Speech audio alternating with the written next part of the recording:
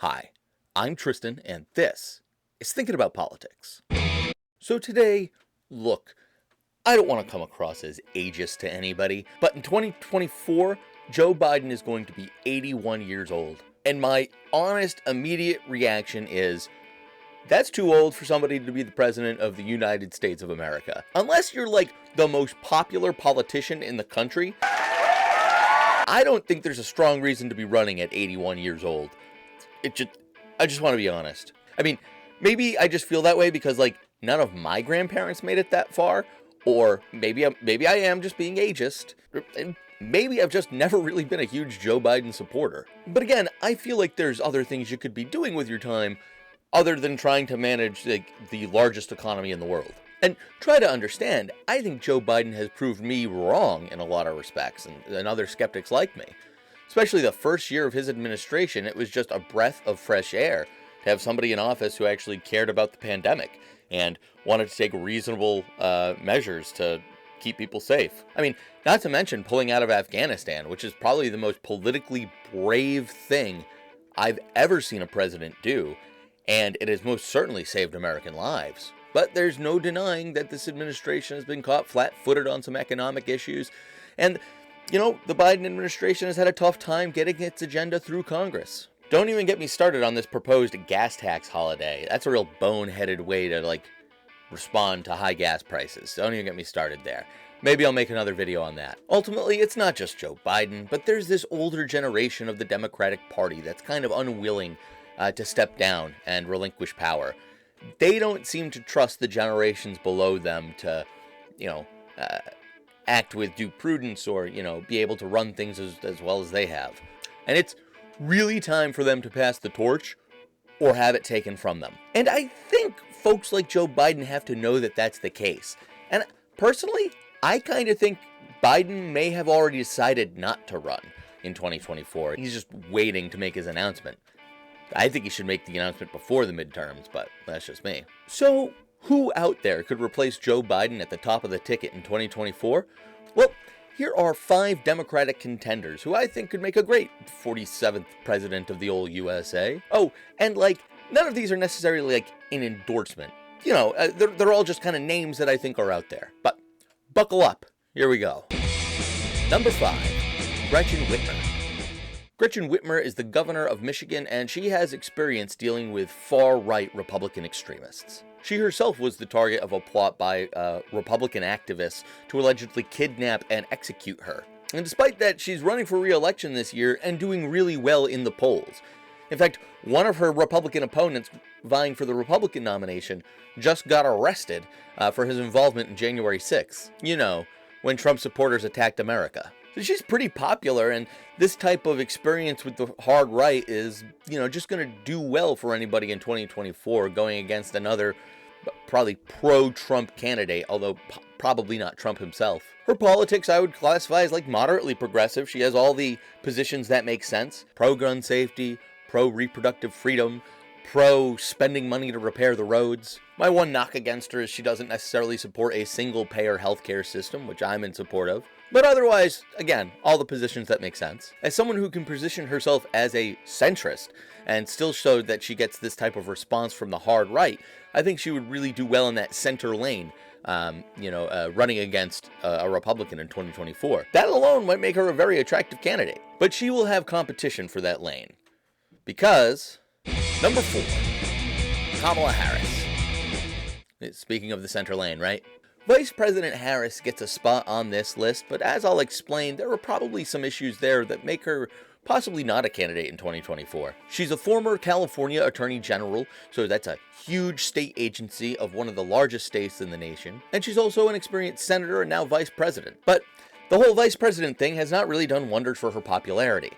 I'll be honest with you, part of me assumes a lot of it's probably just latent racism. I don't think that Vice President Harris has done anything particularly offensive. All of that can probably be overcome. But the big issue that might keep Vice President Harris out of this race is this. Biden is unpopular, and she's a part of the Biden administration. So if she was to run in 2024, that candidate will necessarily have to cast some shade on the Biden administration, again, of which she is a part. So it might be better just to wait until a later election or maybe get a cabinet position after 2024. It's just something to think about. But again, an interesting choice for that center lane. Moving on. Number 3, Sherrod Brown. Brown is a longtime congressman turned senator out of Ohio. The man bears the distinction of being a Democrat who actually voted against the Iraq War authorization for use of force and voted against the USA Patriot Act back in 2001. These were extremely brave stances at the time, and in my opinion, they were the correct stances to take. People forget that the Iraq War was only possible because of Democratic support. So the man has some solid judgment, and his version of class-conscious economic populism is exactly what the Democratic Party needs, in my humble opinion. There's one way to look at Sherrod Brown and see an extremely powerful establishment Democrat. He has committee appointments that make sense for somebody who's well established within the party. He's Yale educated, has spent a long time in Washington. But in another light, his support for economic populism make him far much more like an outsider like Bernie Sanders or Elizabeth Warren. For instance, Brown is in favor of regulating the big financial companies and breaking up banks that are, quote, too big to fail. He also wants to restore something called the Glass-Steagall Act, which is something that protected the American economy for much of the 20th century and prevented bankers from taking extremely risky investments with depositor funds. Oh yeah, and even though he has these positions which are far to the left of anybody we've looked at so far, Brown is popular in a conservative state that Trump carried. I repeat, Sherrod Brown beats conservative Republicans consistently by taking far-left positions in a state that Trump won. This dude has something here. I sincerely hope he throws his hat in the ring for 2024. Brown is one of the candidates who would have a good chance at capturing that Bernie wing of the party. Number 2, Gavin Newsom. This is another Californian and a governor this time. I should have mentioned this back at Gretchen Whitmer. I like governors running as president. I figure being the executive officer of America, there's not a lot of jobs that are good experience for that, but maybe being a governor is like close. In my head, that makes sense anyway. I don't know. But Gavin Newsom has been the mayor of San Francisco, lieutenant governor of California, and now governor. Fun fact, back in 2004, when the George Bush administration was trying to get a constitutional amendment to ban same-sex marriage, Gavin Newsom actually ordered the city clerks of San Francisco to issue a marriage certificate to a same-sex couple. I remember reading that in, back in the day. That's kind of cool, huh? Politically, I would put Gavin Newsom in the mainstream left. He's a strong supporter of the LGBTQ community. He supports gun safety. This guy actually supports the creation of a single-payer healthcare system, and he's a seasoned campaigner. In fact, in 2021, he faced a recall election in California. Now, due to California law, recalls of governors are not uncommon, and they're kind of easy to get. Once you have a recall election, all you need is 50% of the electorate to come out and say, yeah, we want a different governor, and Governor Newsom would have lost his seat. But that didn't happen here. Instead, 2/3 of voters actually said they wanted to keep Gavin Newsom as their governor. Now, that kind of ability to beat back Trumpism is exactly what I'm looking for in a candidate. I mean, you might say that this is California, so take it with a grain of salt, but still, it's a big accomplishment. All right, here we go. Next, number 1 on the list. Number 1. Deval Patrick. Deval Patrick is my perennial dark horse. Patrick is the former governor of Massachusetts, and I think he could reunite large portions of the Obama coalition. Aside from a compelling biography, he's got a great resume too. Part of the Department of Justice under the Clinton administration, followed up by a stint as a governorship in Massachusetts. But he spent most of his post-governorship working at Bain Capital, a private equity firm. Patrick's politics may be a touch more centrist than my own, but man, is he a great campaigner. I've had the opportunity to see him speak on a number of occasions.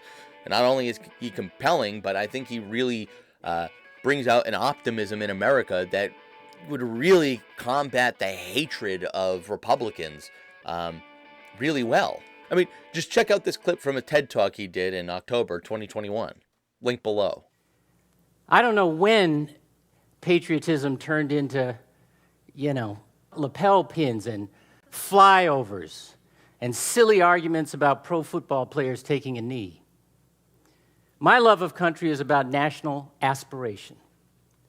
America is the only nation in human history organized not by geography or a common culture or language or religion or even race, but by a handful of civic ideals.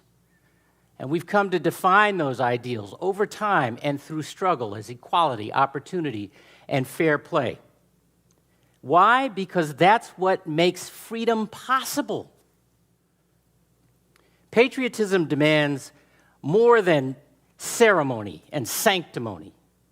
It's about more than what you say you believe. It's about living the values of equality, opportunity, and fair play, even when it's inconvenient, even when it gets in the way of partisan advantage, even when it compels us to be mindful of and compassionate towards the lowly, the vulnerable, the different, and the despised.